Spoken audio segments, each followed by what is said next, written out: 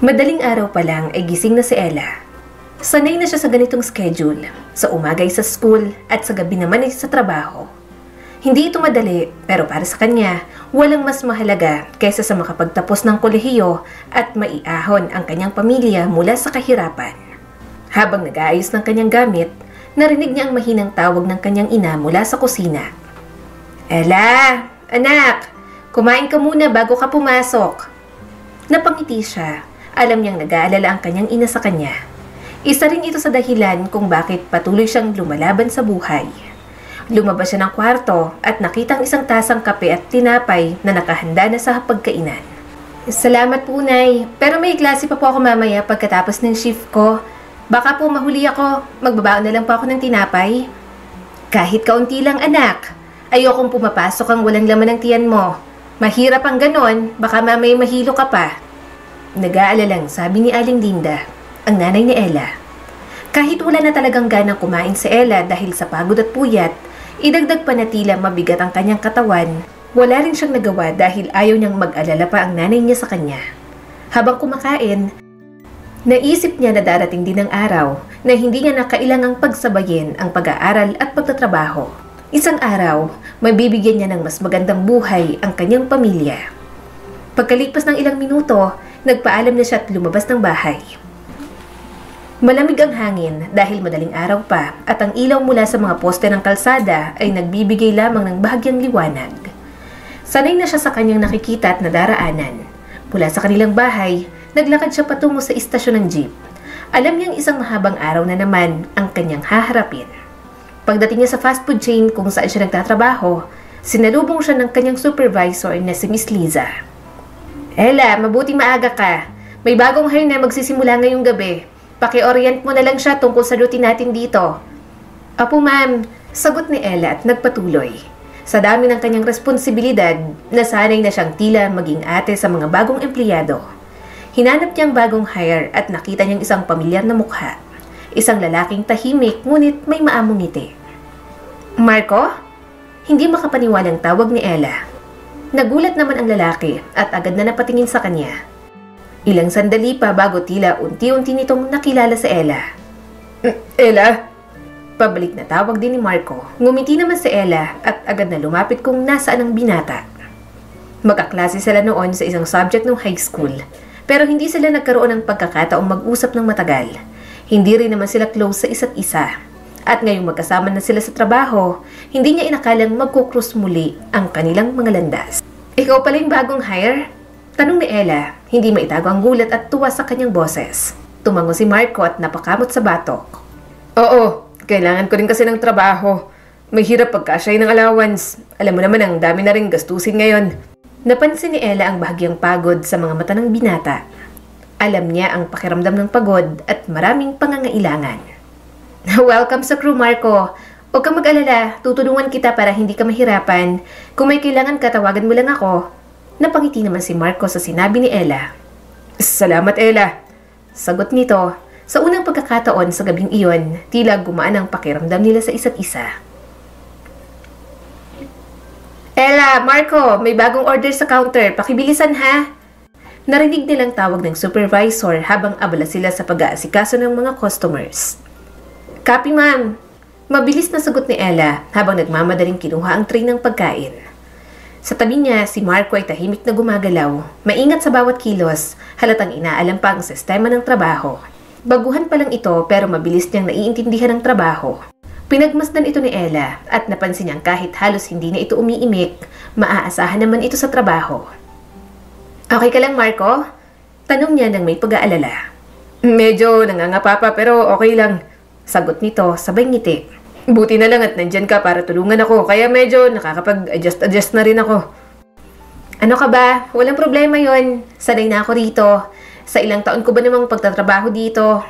Kaya kung may tanong ka, sabihin mo lang. Nakangiting sabi ni Ella at nagpatuloy sa ginagawa. Habang lumalalim ang gabi, mas gumagaan ang trabaho ni Marco. Unti-unti niyang sinasanay ang sarili sa bilis ng fast food service at natutunan niya kung paano makisabay sa galaw ni Ella. Sa isang saglit ng kanilang break, naupo sila sa isang sulok para makapagpahinga. Ramdam nila ang pagod ng isa't isa. Halata nga na matagal ka na rito. Ang hirap makipagsabayan sa mga galaw mo. Natatawang sabi ni Marco habang umiinom ng malamig na tubig. Sus, ikaw nga. Ilang oras ka pa lang dito pero ang galing mo nang mag-adapt. Magaling ka kasi magturo. Oo nga pala. Ba't mo naisipang magtrabaho? Di ba nag-aaral ka? Katulad nga ng sinabi mo, ang daming gastusin. Saka kailangan ko talaga ng trabaho para matustusan ang pag-aaral ko. Wala rin naman kaming ibang maaasahan eh. Ganun ba? Tumango si Marco. Pareho pala tayo. Nagtaka naman sa Ella.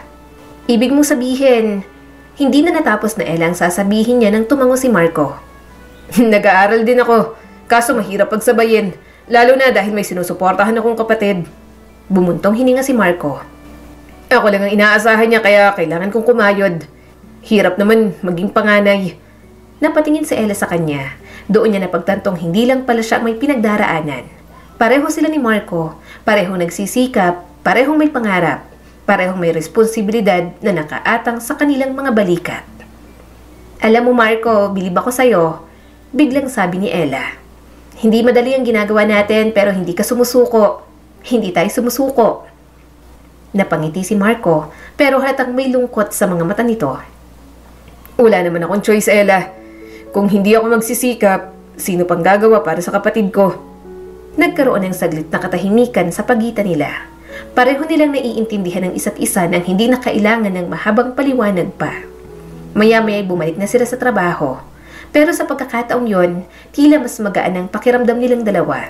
Nawala na rin ang kaunting ilangan na nararamdaman nila kanina. Malapit ng umaga, pero hindi pa rin umuunti ang customers. Mas lalo pa yatang dumadami. Malapit na rin matapos ang shift ni Ella at Marco, pero tila mas lalong bumibigat ang trabaho. Mas nararamdaman na nila ang pagod.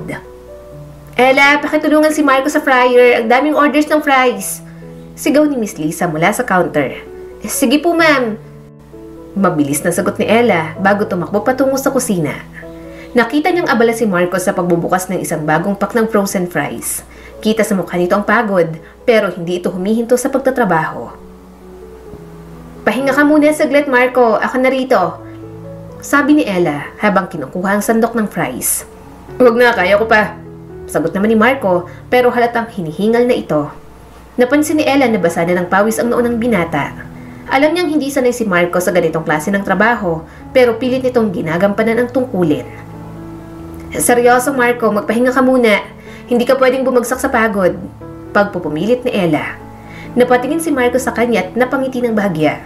Salamat Ella. Ang bait mo sa akin. Pero kaya ko pa kaya huwag kang mag-alala. Saka isa pa, mukhang pagod ka na rin naman. Kaya ko pa. Sanay naman ako dito. Makinig ka sa mas matagal nang natatrabaho dito. Pagbibiro ni Ella at ipinagpatuloy ang pagluluto ng fries. Habang nagtutulungan sila, napansin ni Ella na unti-unti nang nawawala ang pagiging tahimik ni Marco. Mas naging komportable na ito sa kanya. Madalas na siyang ngumiti at minsan ay nagbibiro pa. Ella, anong course mo ulit? Tanong ni Marco habang pinupunasan ng kamay gamit ang apron. Education. Gusto kong maging guro balang araw. Sagot ni Ella nang may ngiti sa mga labi. Bagay sa'yo. Mahabang pasensya mo at magaling ka magturo. Sabi ni Marco na ikinagulat ni Ella. Hala, paano mo naman nasabi? Kasi kanina pa ako sablay sa mga ginagawa ko. Pero hindi mo ako pinapagalitan. Sa halip, tinuturuan mo lang ako. Sagot ni Marco sabay kindat. Napangiti si Ella. Hindi niya inakalang may nakakapansin sa ganitong simpleng bagay tungkol sa kanya. Sa dami kasi ng mga naturuan niya, hindi niya narinig ang mga ito na sabihin yun sa kanya. Ngunit bago pa siya makasagot, biglang lumapit si Miss Lisa na may seryosong ekspresyon. Ella, Marco, bilisan niyo pa. Kanina pa nagre-reklamo yung isang customer. Ayokong makarinig ng kahit anong reklamo ngayon. Nakakasira lang ng araw. Sabay na tumango sina Ella at Marco. Mas lalo nilang binilisan ang pagtatrabaho. Halos hindi na rin sila nag-uusap dahil nag-focus sila sa kanilang ginagawa. Makalipas ang ilang linggo, naging mas madali na para kay Marco ang trabaho. Sanay na siya sa bilis ng fast food service at mas nagkaroon na siya ng kumpiyansa sa pakikisama sa mga katrabaho. Pero sa kabila nito, hindi rin nawala ang mga pagod na gabi at stress na dala ng trabaho. Isang gabi, habang nag-aayos ng mga gamit bago mag-uwian, biglang lumapit si Miss Liza sa kanila na mayroong seryosong ekspresyon. Ella, Marco, sumama kayo sa opisina. Meron tayong pag-uusapan. Nagkatinginan ng dalawa. Ramdam ni Ella ang kaba sa kanyang dibdib pero hindi siya nagpahalata. Pagpasok sa opisina, naroon si Sir Ramon, ang manager ng branch. Nakataas ang kilay nito habang may hawak na isang papel. May natanggap kaming reklamo mula sa isang customer. Panimula nito. Ayon sa CCTV, may nawawalang wallet. Naiwan lang daw yun sa table sa kinakainan nila. At ayon sa ilang witness, kayo raw ang huling naglinis ng area na yon. So may possibility na kayo rin ang kumuha. Nanlaki ang mata ni Ella sa narinig at mabilis na kumabog ang dibdib. Sir, wala po kaming kinalaman dyan. Ginagawa lang po namin ng trabaho namin at wala naman po kaming bala kumuha ng gamit na alam naming hindi sa amin. Alam din po namin ang patakaran nyo dito na kapag may nakitang gamit ay ibabalik. Tumango si Marco. Tama po, wala kaming kinuha na kahit ano. Maniwala po kayo sa amin. Napabuntong hininga si Ramon. Tingnan niyo ang footage. Sa screen ng laptop, pinanood nilang CCTV footage. Kita ang isang lalaking customer na umalis sa mesa at pagkatapos, dumaan si Ella para magpunas ng table. Ilang sandali lang, dumaan din si Marco para kunin ang tray.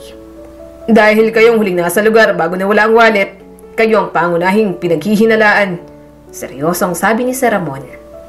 Hanggat hindi natin to nalilinaw, suspendido muna kayo pareho. Pasensya na at hindi ko rin naman ito ginusto kaya lang ay kailangan ko rin gawin ang trabaho ko kaya sana'y maintindihan ninyo. Nagpanting ang tenga ni Ella dahil sa narinig, habang si Marco naman, tahimik at hindi makapaniwala sa nangyayari. Pero sir, hindi kami magnanakaw. Maniwala naman po kayo sa amin. Gusto man naming maniwala sa inyo, Ella. Hindi namin magawa. Hanggat hindi pa nakikita ang wallet. Siguro naman ay aware din kayo sa patakaran, hindi ba? Kaya alam nyo rin siguro na mas pipiliin naming sundin at gawin kung ano ang alam naming tama. Halos manlumo si Ella sa narinig. Ganoon din si Marco. Hindi nila alam pareho ang gagawin dahil yun lang ang tanging inaasahan nila. Ang trabaho na meron sila ngayon. Pagkalabas nila ng opisina, walang nagsalita sa kanilang dalawa. Pareho silang hindi makapaniwala sa nangyari. Ella, mahinang tawag ni Marco. Huminga ng malalim sa Ella bago tumingin sa kanya. Paano to, Marco? Wala na tayong trabaho. Sino nga asahan natin? Ng pamilya natin? Napaka-unfair talaga ng mundo. Nangingilid ang luhan na saad ni Ella, habang si Marco naman ay nakayuko lang at hindi na rin alam ang sasabihin. Madilim ang paligid nang lumabas sina Ella at Marco mula sa fast food chain na kanilang pinagtatrabahuhan. Tahimik silang naglakad sa gilid ng kalsada, pareho pa rin nagulat sa nangyari. Ang dating sigla ng gabi sa lungsod, ang ingay ng mga sasakyan, ang liwanag ng mga ilaw sa kalsada, parang nawala para sa kanila. Ultimo ang antok na nararamdaman nila kanina, nawala na rin. Paano ko kaya ito ipapaliwanag sa kanila? Hindi pa rin ako makapaniwala. Sana naman makita na yung wallet at mapatunayan na wala tayong kinalaman sa pagkawala nun. Ani Ella at napabuntong hininga. Ramdam ni Marco ang nararamdaman ng dalaga. Hindi niya rin alam ang gagawin. Kasi simula pa lang niya sa trabaho, pero ganoon kaagad ang nangyari. Grabe no, sa isang iglap lang, ang bilis mawala ng lahat. Bakit tayo pang napag-abutan? Umupo sila sa isang waiting shed. Hindi pa uuwi si Ella dahil ayaw niyang ipakita sa kanyang pamilya ang bigat ng kanyang kalooban. Samantalang si Marco naman, parang hindi alam kung saan pupunta. Anong balak mong gawin? Tanong ni Ella. Nagkibit balikat si Marco habang napabuntong hininga. Hindi ko pa alam, pero kailangan ko makahanap agad ng trabaho. May tuition pang babayaran ng kapatid ko. Ang dami pang bayarin lalo na sa bahay. Napatingin si Ella sa malayo. Ako rin. Kung hindi ako makakapagbayad ng tuition next semester, baka mapilitan akong huminto. Idagdag pang bayad ng kapatid ko. Alam mo naman, ako rin ang nagpapaaral doon. Saglit silang natahimik. Parehong puno ng pangarap, parehong lumalaban sa buhay. Parehong may umaasa sa kanila pero sa isang iglap, parang sinubok sila ng kapalaran na tila ba ayaw umayon sa kanila. Hay, pareho tayo. Pero alam mong hindi tayo pwedeng sumuko, di ba? Napatingin si Ella sa kanya. Kahit kita sa mukha ng binata ang bigat ng loob, may determinasyon pa rin naman sa mga mata nito. Hindi. Sagot ni Ella. Hindi tayo susuko. Dagdag bagsubok lang sa akin to pero alam ko malalagpasan natin. Ngumiti si Marco sa narinig kay Ella. Tama ka, dagdag pagsubok lang lahat to. Tinutulungan lang tayo nitong maging matatag. Ngumiti si Ella kahit naramdam niya pa rin ang lungkot pero kahit naramdam niya pa rin ang lungkot. Pero kahit na ganun, alam nila pareho na may karamay sila at hindi sila nag-iisa. Kinabukasan, maagang nagising si Ella. Kahit pagod mula sa nangyari kagabi, kailangan niyang maghanap ng bagong trabaho. Hindi siya maaaring magpahinga ng matagal dahil may tuition siyang kailangang bayaran. At ang pamilya niya, umaasa rin sa kanya. Nasa hapagkainan ng kanyang ina na si Aling Lydia, naghahanda ng almusal. Napansin nitong tila malalim ang iniisip ni Ella. Anak, parang ang aga mo yatang nagising. Wala ka namang pasok sa school ngayon na. Saka mamayang gabi pa naman yata ang duty mo. Puna nito. Napayo ko naman si Ella at nag-iisip kung ano ang sasabihin sa ina. Ma, sorry po. Natanggal po ako sa trabaho. Mahina niyang sambit at halos pabulong na lang. Natigilan naman si Aling Lydia. Ano? Bakit anak? Anong nangyari? Mahabang paliwanag ang ibinigay ni Ella. Hindi niya napigilan ng luha habang ikinikwento kung paano sila napagbintangan ni Marco at kung paano sila basta nalang sinuspinde. Lumapit si Aling Lydia at hinawakan ang kamay niya. Mahabang paliwanag ang ibinigay ni Ella. Hindi niya napigilan ng luha habang ikinikwento kung paano sila napagbintangan ni Marco at kung paano sila basta nalang sinuspinde. Lumapit si Aling Lydia at hinawakan ang kanyang kamay. Awang-awa siya sa anak, ngunit ayaw niyang ipahalata iyon dahil alam niyang maaari ding mawalan ng kumpiyansa sa sarili si Ella. Anak, hindi mo kailangan mag-alala. Alam kong hindi mo magagawa yon. Huwag kang mawalan ng pag-asa. Saka kung iniisip mo ang tungkol sa mga gastusin, huwag kang mag-alala. Tutulungan ka namin, saka ang tatay mo. May trabaho pa rin naman siya kahit mahina ang kita'y ayos lang. Makakaahon din tayo. Kailangan ko pong makahanap agad ng trabaho. Hindi pwedeng wala akong ginagawa. Naawa na rin po ako kay tatay. Hindi mo naman kaagad kailangan magmadali sa paghanap ng trabaho, anak. Huwag kang mag-alala. Maghahanap din ako. Tutulong din ang nanay para sa pagbabayad ng tuition mo. Agad na tumulo ang mga luha ni Ella at mahigpit na niyakap ang ina. Iniisip niya na sobrang swerte niya sa pamilya na mayroon siya. Magdasal ka, anak. Alam kong may mas magandang plano pa ang Diyos para sa'yo. Para sa atin. Kapit lang. Habang si Ella ay abala sa paghahanap ng bagong trabaho, si Marco naman ay ganoon din. Dala-dala nito ang kanyang resume at kada may nakikita na sa tingin niya ay pwedeng pag-applyan, sinusubukan niya. Ngunit paulit-ulit lang ang naririnig niya na wala ng bakante at puno na. Ang iba naman, sinasabi na itatanong pa raw nila sa head nila. Naupo si Marco sa isang bench sa plaza. Pinagpapawisan at pandalata na. Sa loob ng isang araw, wala siyang natanggap na kahit isang positibong sagot.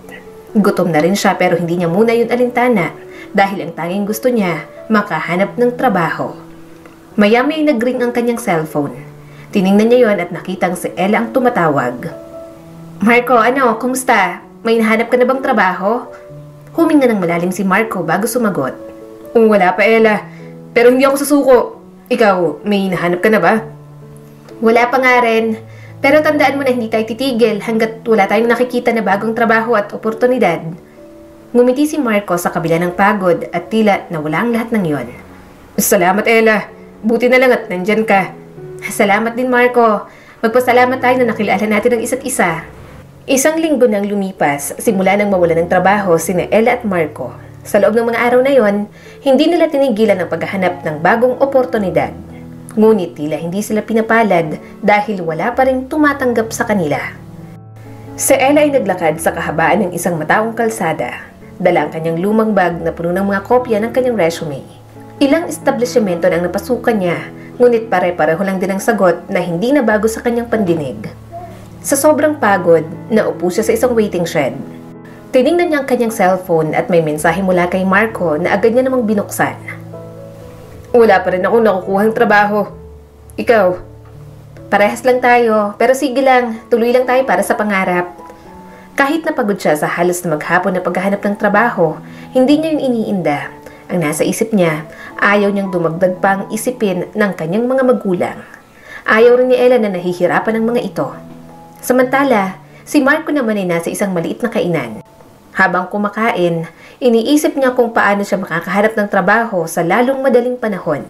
Hindi niya gustong umuwi sa kanila nang wala pa rin kasiguraduhan.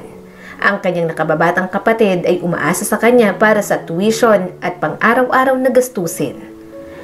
Nag-ring ang kanyang cellphone kung kaya't saglit muna siyang tumigil sa pagkain upang sagutin ang tawag. Ella, may problema ba? Bakit napatawag ka ulit? Tanong ni Marco mula sa kabilang linya. Marco, may nakita akong hiring. Excited na sabi ni Ella. May bagong bukas na convenience store malapit sa school ko. Walking distance lang naman. Nag-a-accept daw sila ng applications. Napatayo si Marco. Totoo? Sige, puntahan natin. Agad na nagkita sina Ella at Marco sa kasabay na nagtungo sa sinasabing convenience store ni Ella. Naghintay sila sa labas ng opisina ng manager. Matagal silang pumila dahil marami rin ang nag-a-apply. Nakita ni Marco ang pagod sa mukha ni Ella kaya tinapik niya ito sa balikat. Ayos ka lang. Mukhang pagod ka na. Idlip ka muna sandali. Gisingin na lang kita mamaya. Saan ni Marco, ngunit ngumiti lang si Ella at umiling. Hindi, ayos lang ako. Sana nga makuha tayo dito, no? Sagot ni Ella, kaya tumango si Marco at muli silang naghintay. Pagkatapos ng halos 1 oras ng paghihintay, pumasok sila para sa interview. Mabilis lang ang proseso, wala na ring maraming pasikot-sikot. Tinanong sila tungkol sa kanilang dating trabaho at ang dahilan ng kanilang pag-alis, pati na rin ang kanilang kakayahan. Pagkatapos ng ilang sandali, lumabas ang manager na may dalang papel. Pasensya na pero hindi namin kayo matatanggap sa ngayon. Marami pa kaming applicants na dapat ikonsidera. Parang biglang bumagsak ang mundo ni Ella at Marco. Muli na naman silang nabigo. Ang akala nila, yun na ang magiging pag-asa nila. Ang dati naman nilang pinagtatrabahuhan na fast food chain ay wala pa ring balita tungkol sa nangyari. Sinubukan din nilang magtanong, ngunit ang palaging sinasabi ay iniimbestigahan pa rin. Paglabas nila ng convenience store, hindi na napigilan ni Ella ang sarili. Napaupo siya sa isang bench at napayuko. Pinipigilan ng sarili na umiyak. Nakakapagod na, Marco. Mahina niyang sabi. Lahat na lang ng pinto, parang sarado para sa atin. Ayoko na. Gusto ko nang sumuko pero alam kong hindi pwede. Normal lang mapagod. Normal lang maramdaman na gusto mo nang sumuko. Walang masama kung magpapahinga. Pero palagi mong tatandaan na habang nabubuhay tayo, hindi dapat tayo sumusuko. Sa bawat bukas ng mga mata natin, palagi mong iisipin na may bagong pag-asa na darating. Pagpapagaan ni Marco ng loob ni Ella at naupo sa tabi nito. Tumingala si Ella, pilit na iniwasan ang pagtulo ng kanyang luha. Marco, minsan naiisip ko, baka mas mabuting maghanap na lang ako ng mas malaking kita. Yung kahit hindi na muna ako makapag-aral para bawas din sa gastusin. Nagulat si Marco sa sinabi ni Ella. Ella, ayaw mo na bang ipagpatuloy ang pag-aaral mo? Di ba nakwento mo rin sa akin na gusto mong makakuha ng degree? Oo, gusto ko nga pero paano kung hindi ko nakayanin? Baka mas makakatulong ako sa pamilya ko kung magpo-full-time work na lang ako. Uunahin ko na lang munang pag-aralin ng kapatid ko. Napaisip si Marco. Alam niyang mahirap ang sitwasyon ni Ella pero alam niya din na pangarap nito ang makapagtapos. Ella, kung talagang gusto mo magpatuloy, gagawa tayo ng paraan.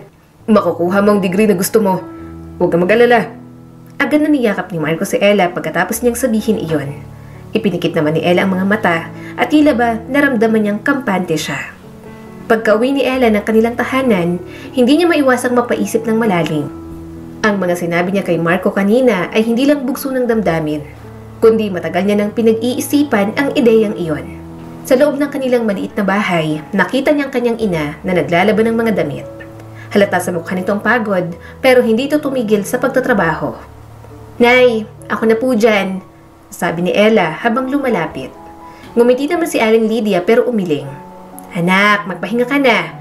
Alam kong pagod ka rin sa maghapon mong paghahanap ng trabaho. Kumain ka na lang din muna dyan. Ito sa kanyang anak. Umupo naman si Ella sa tabi ng kanyang ina. Nay, may gusto po sana akong sabihin. Tumingin si Aling Lydia sa kanya habang hinihintay siyang magsalita.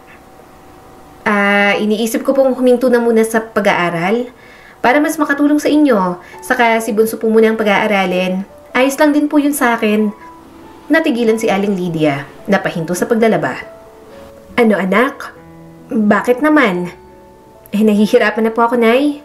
Wala na akong trabaho, wala akong pambayad sa tuition. Baka mas mabuting mag-full-time work na lang po muna ako para matulungan ko kayo. Saglit na katahimikan ang bumalot sa kanila bago nagsalita si Lydia. Anak, alam kong mahirap ang sitwasyon natin.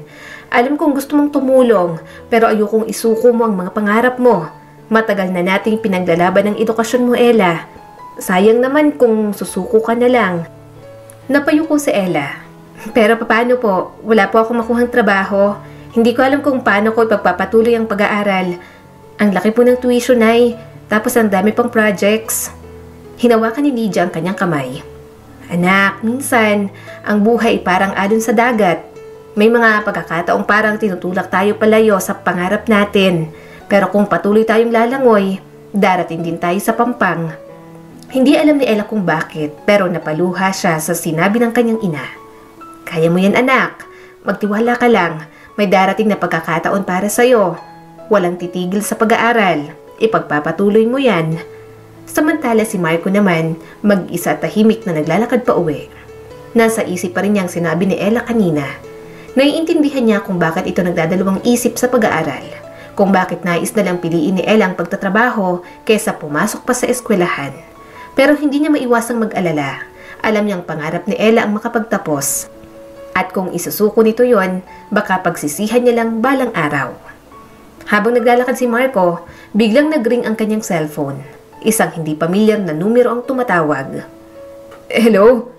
Sagot niya. Good evening, Mr. Marco Rivera. This is from a local company. We'd like to schedule you for an interview tomorrow morning. Napatigil si Marco. Halos hindi siya makapaniwala sa narinig. Hindi rin ito alam kung anong isasagot. Talaga po? Yes, you submitted your resume a few days ago, right? We'd like to discuss your qualifications further. Parang nabunutan ng tinik si Marco. Sige po, pupunta po ako bukas. Pagkababa ng tawag, hindi niya napigilang mapangiti. Sa wakas, may pagkakataon na siyang makahanap ng trabaho. Kinabukasan, maagang nagpunta si Marco sa kumpanyang tumawag sa kanya. Suot ang kanyang pinakamaayos na polo at slacks, pinilit niyang maging kumpiyansa sa sarili. Sa interview, maayos niyang sinagot ang mga tanong. Inisa-isa niya ang kanyang mga dating responsibilidad bilang crew sa fast food chain at ang mga natutunan niya roon. Matapos ang interview, kinausap siya ng manager. Marco, we were impressed with your interview. We'd like to offer you the job. Halos maluha si Marco sa tuwa. Talaga po? Salamat po. You can start next week. Paglabas niya ng opisina, agad niyang tinawagan si Ella upang ibalita. Ella, may trabaho na ako. Natahimik saglit si Ella sa kabilang linya bago sumagot. Totoo? Marco, ang galing! Congrats! Huwag kang mawawalan ng pag-asa, Ella. May darating din para sa'yo. Kung gusto mo, samahan din kita sa paghahanap.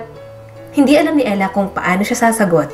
Masaya siya para kay Marco, pero hindi niya maiwasang maisip kung ano ang gagawin niya sa sarili niyang sitwasyon. Hindi na. Ayos lang ako, Marco. Kaya ko na to. Sige na, may kailangan pa kasi akong tapusin. Congrats ulit, tsaka good luck sa bago mong trabaho. Sa buong magdamag, hindi mapakali si Ella. Paulit-ulit niyang iniisip ang mga sinabi ng kanyang ina at ni Marco. Hindi biro ang tumigil sa pag-aaral, pero hindi rin biro ang mawala ng trabaho habang patuloy na nadadagdagan ang pangangailangan ng kanyang pamilya. Isang linggo na ang nakalipas nang mapagpasyahan niyang muling maghanap ng trabaho. Naglakad siya sa kahabaan ng lungsod, dalang kanyang resume at pumasok sa bawat establishmento na may nakalagay na now hiring ang sign. Ngunit matapos ang halos maghapon ng paglalakad, iisa lang ang sagot na natatanggap niya at ang sagot na hindi pa rin bago sa kanyang pandinig. We'll call you. Napaupo siya sa isang waiting shed, pawisan at pagod. Pakiramdam niya, wala siyang napuntahan. Hindi pwedeng ganito lang, bulong niya sa sarili. Nagring ang kanyang cellphone at si Marco ang tumatawag. Walang buhay niya itong sinagot. Hello? Marco, bakit? Ella, kumusta? Nakahanap ka na ba? Wala pa rin, Marco. Sobrang hirap. Ella, may naisip akong paraan para matulungan ka. Nagulat naman si Ella. Ha? Ano naman yon? Bukas, samahan mo ako sa kumpanya na pinag-applyan ko. May narinig ako naghahanap sila ng part-timer. Baka sakali, i-try lang natin. Saglit na natahimik si Ella. Ayaw niyang umasa, pero ito na lang ang pagkakataon niya ngayon.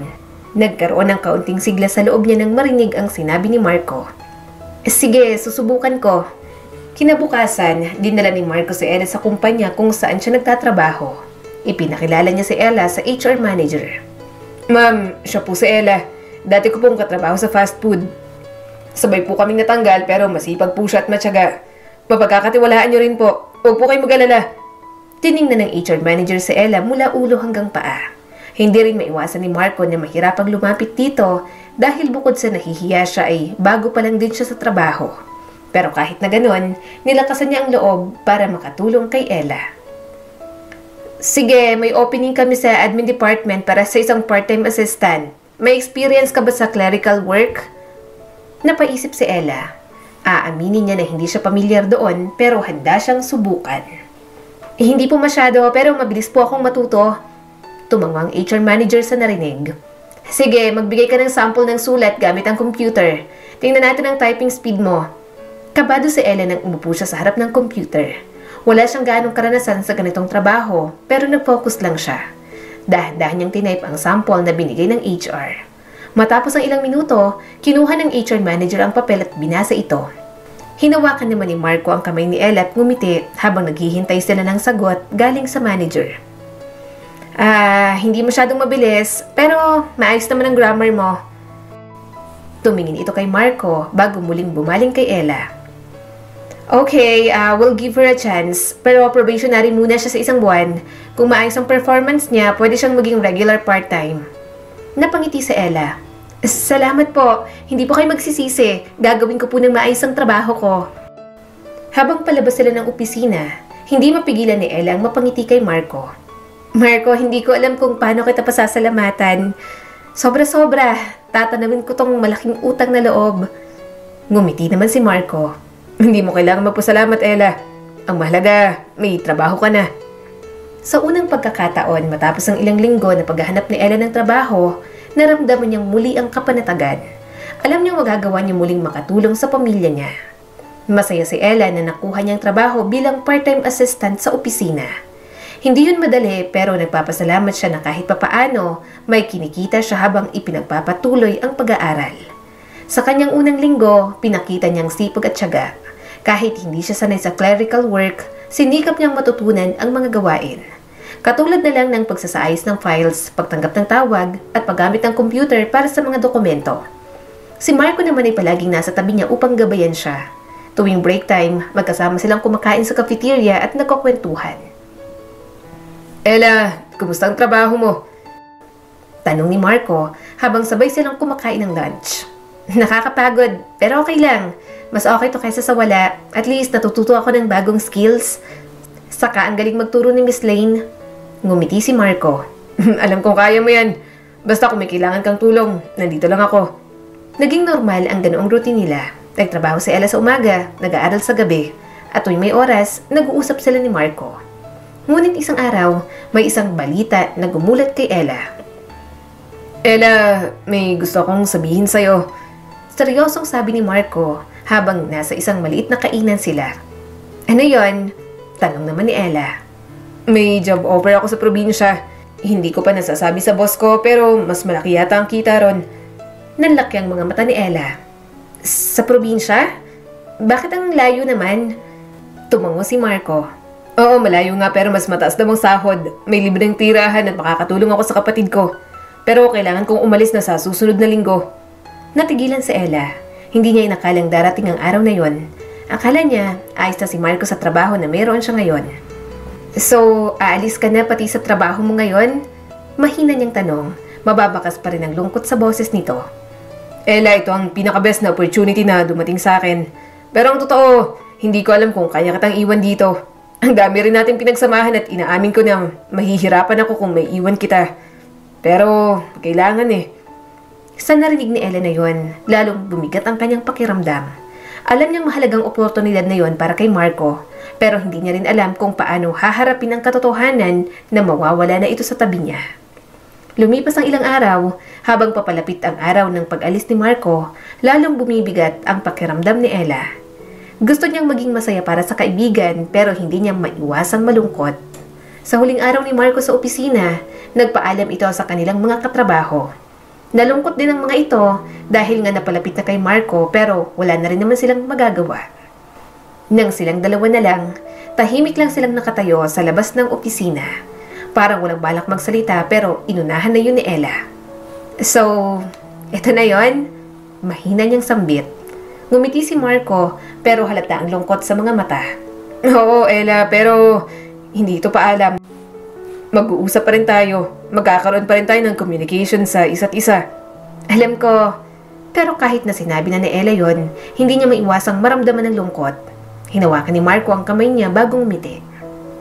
Ella, tandaan mo to ha. Kahit anong mangyari, kahit gano'n tayo kalayo, hindi kita makakalimutan. Hintayin mo ako ha. Babalikan kita. Promise. Hindi na napigilan ni Ella ang sarili. Mahigpit niyang niyakap si Marco. Mag-iingat ka doon at sana matupad mo rin ang mga pangarap mo. Hihintayin kita. Pangako. Sa gabing yon, umalis si Marco patungo sa bagong yugto ng kanyang buhay. Habang si Ella naman, naiwan sa lungsod, patuloy na hinaharap ang mga pagsubok sa kanyang sariling landas. Ngunit pareho silang umaasa na balang araw, muli silang magkikita. Lumipas ang mga linggo mula nang umalis si Marco. Sa una, mahirap para kay Ella ang pag-adjust. Sanay siyang kasama si Marco sa trabaho, sa lunch break, at kahit sa simpleng usapan sa telepono. Ngayon, wala na. Sa kabila nun, sinubukan niyang itutok ang sarili sa kanyang trabaho at pag-aaral. Alam niyang hindi siya pwedeng magpatalo sa lungkot. Kailangan niyang ipagpatuloy ang laban. Hindi lang para sa sarili, kundi para na rin sa kanyang pamilya. Isang gabi, habang nasa bahay siya at nag-aaral, tumunog ang kanyang cellphone. May kung ano siyang tuwa na naramdaman nang makita ang pangalan ni Marco. Ella, kumusta ka na? Sorry, medyo napatagal ako sa pagtawag. Napangiti siya kahit papaano, nagawa pa rin nilang mag-usap sa kabila ng layo. Okay naman, ikaw, kumusta ang trabaho mo dyan? Ayos lang ako, medyo mahirap pero nakakaraos. Ikaw, hindi ka na ba nahihirapan masyado sa trabaho? Medyo, pero natututo naman ako. Malaking tulong to para sa akin. Sa kabila ng masaya nilang pag-uusap, hindi mawala sa isip ni Ella ang pangungulila niya kay Marco. Iniisip niya na iba pa rin kapag nandiyan ang binata sa tabi niya. Mabilis na lumipas ang mga buwan. Nakasanayan na ni Ella ang trabaho at nakapagtapos na siya ng semester. Isang araw, nakatanggap siya ng balita mula sa HR department. Ella, gusto ka naming gawing regular employee. Gusto mo bang maging full-time? Napaisip siya. Matagal niya ng pangarap na makapagtapos ng pag-aaral, pero malaking bagay din ang regular na trabaho, lalo na para sa kanyang pamilya. Kinagabihan, tinawagan niya si Marco. Marco, busy ka ba? May kailangan kasi akong sabihin sa'yo. Hindi naman. Ano yon? In-offer sa akin ng company na mag-full-time. Ibig sabihin, titigil na ako sa pag-aaral. Medyo magiging hectic kasi ang schedule ko dun eh. Nagkaroon ng katahimikan sa linya bago nagsalita si Marco. Ella, sigurado ka ba dyan? What if makayanan mo namang i-manage? Kaya mo yan. Nakaya mo nga nun. Ngayon pa ba? Hindi ko alam, Marco. Gusto kong makapagtapos pero gusto ko rin matulungan ang pamilya ko. Baka kasi lalo ako maapektuhan kung hindi ako pipili ng isa. Ella, alam ko mahirap. Pero kung akong tatanungin, huwag mong itigil ang pag-aaral mo. Pangarap mo yan. Kung nahihirapan ka ngayon, try mong humanap ng ibang paraan. Tingnan mo ako.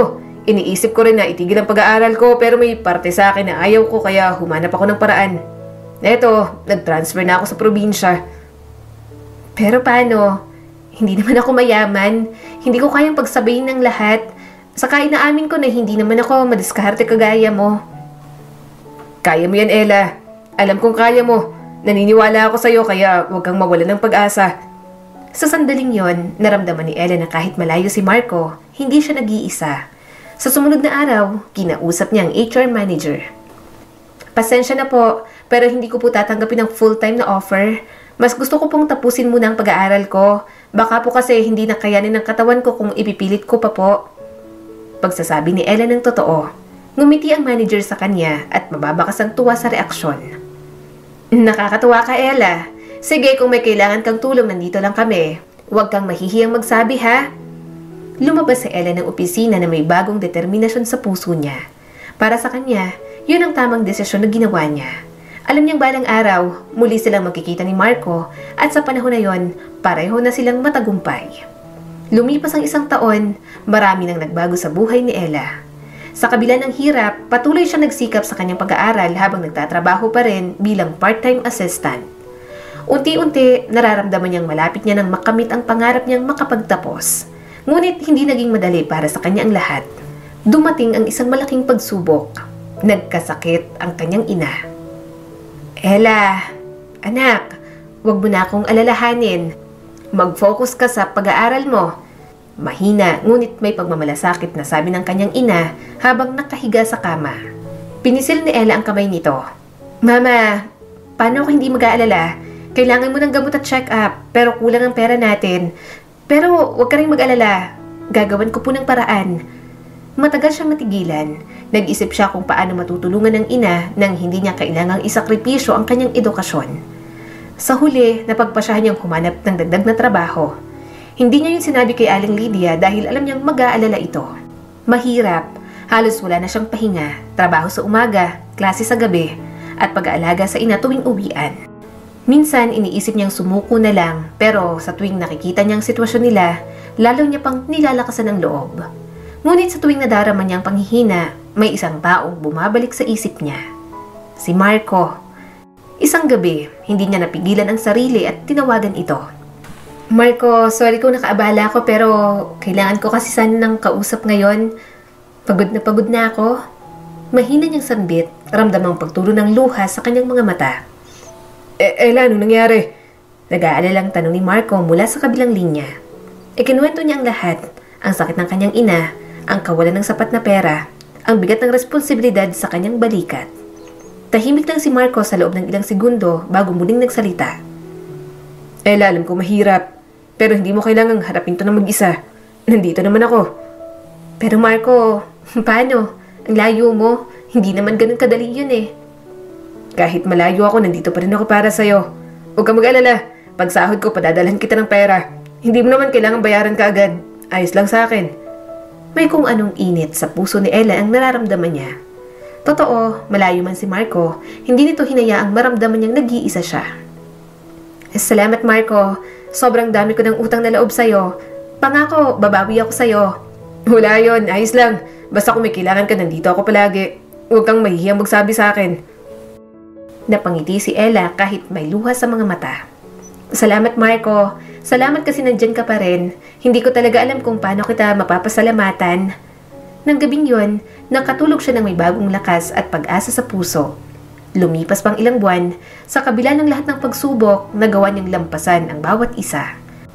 Ang kanyang ina, bagamat hindi pa ganap na gumagaling ay unti-unti nang bumubuti ang kalagayan. Natuto rin siyang mag-manage ng oras at pera at sa wakas, dumating ng araw na matagal niya nang hinihintay, ang kanyang graduation. Sa kanyang suot na toga, hindi maiwasan ni Ella ang mapangiti. Sa wakas, natupad niya ng isa sa matagal niyang pinapangarap. Sa kabila ng saya, may isang bagay siyang hinanap o isang tao na gusto niyang makitang muli. Ang araw ng pagtatapos ni Ella ay isang bagong simula. Habang nakatayo siya sa entablado at tinatanggap ang kanyang diploma, hindi niya maiwasang mapangiti. Sa lahat ng hirap na kanyang pinagdaanan, nagawa niyang malampasan. Sa gitna ng palakpakan at pagbati mula sa kanyang mga kaklase, tumingin siya sa paligid, umaasang makikita ang isang pamilyar na mukha ni Marco. Pero wala ito. Naramdaman niyang may kurot sa kanyang puso. Hindi niya inaasahang darating ito pero umaasa siya na baka kahit papaano, dumating siya para makita ang tagumpay niya. Ella! Sigaw ng kanyang ina, niyakap siya ng mahigpit. Napakagaling mo anak! Napakasaya ko para sa'yo! Ella! Sigaw ng kanyang ina. Niyakap siya ng mahigpit. Napakagaling mo anak! Napakasaya ko para sa'yo! Ngumiti si Ella at niyakap din ng kanyang ina. Para sa'yo tunay! Para sa pamilya natin! Lumipas na ang ceremony at buong maghapon, wala siyang Marco na nakita. Mabilis na lumipas ang mga araw. Pagkatapos ng graduation, naghanap agad si Ella ng trabaho at sa kabutihang palad, natanggap siya bilang isang guro sa isang private school. Makalipas ang ilang buwan ay sinubukan niyang kumuha ng licensure exam at sa awa ng Diyos ay nakapasa naman siya. Isa na siyang profesional, isa na siyang guro, pero kahit anong gawin niya, may bahagi pa rin ng puso niya ang tila may hinahanap at nangungulila. Hindi pa rin siya nawawala ng pag-asa na muling makausap at makita si Marco dahil pinanghahawakan nito ang sinabi niya na babalikan siya nito. Hanggang isang araw, habang pauwi si Ella mula sa paaralan, napansin niyang isang bagong bukas na maliit na cafe malapit sa kanto. Agad niyang napansin ang pangalan nito, Cafe Marco. Biglang bumilis ang tibok ng puso niya. Hindi maaaring pagkakataon lang yon. Nagdalawang isip siyang pumasok. Pero bago pa siya makapagdesisyon, bumukas ang pinto at lumabas ang isang lalaking matangkad. Naka-white polo shirt at may pamilyar na ngiti. Si Marco, parang tumigil ang mundo ni Ella at may kung anong pakiramdam siyang nararamdaman sa dibdib niya. Sa unang pagkakataon, matapos ang mahabang panahon, muling nagtagpo ang kanilang mga mata. Punong-puno yun ng pangungulila sa isa't isa. Ella, mahina pero puno ng emosyon na sabi ni Marco. Napangiti siya kahit ramdam niyang nanginginig ang kanyang mga kamay. Marco, ikaw bang may-ari ng cafe na to? Tumango si Marco, halatang hindi makapaniwala sa muli nilang pagkikita. Oo, matagal ko nang pinapangarap na magkaroon ng sariling negosyo. At ngayon, nandito na ako. Natupad ko na rin. Hindi alam ni Ella kung anong mararamdaman. Masaya siya para kay Marco. Natupad din ito ang pangarap niya, pero ang nangingibabaw sa kanya ay ang muli nilang pagkikita at ang pagbabalik nito. Ella, ang dami kong gustong sabihin sa'yo. Pwede ba tayong mag-usap? Tumango siya at pilit na pinipigilan ng luha sa kanyang mga mata. Ako rin, Marco. Ang dami ko rin gustong sabihin at ikwento sa'yo. Nagkatitigan silang dalawa. Tila nagpapakiramdaman. Sa sandaling yon, alam nilang hindi pa tapos ang kwento nila. Alam nilang marami pang dapat silang ituloy na naudlot noon. Nakatayo sina Ella at Marco sa harap ng coffee shop, parehong hindi makapagsalita. Ilang taon din silang hindi nakita at ngayon, narito silang muli. Parehong nagtagumpay sa kanilang buhay, pero may isang tanong na nakabitin sa pagitan nila. May puwang pa ba sila sa isa't isa? Napangiti si Marco at tinapik ang noo niya. Ang dami kong gustong sabihin sa'yo, pero parang hindi ko alam kung paano magsisimula. Bahagyang natawa si Ella. Alam mo Marco, kahit kailan, hindi ka nagbago. Pakiramdam ko, ikaw pa rin ang Marco na nakilala ko noon. At ikaw Ella, hindi ka rin nagbago.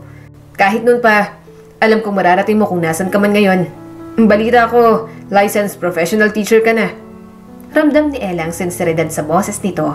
Matagal silang nagkahiwalay, pero hindi nagbago ang pakiramdam na hatid ng presensya ni Marco. Hindi rin ito alam na may detalye palang alam si Marco ngayon sa kanya. Pasok tayo. May papakita ko sa'yo.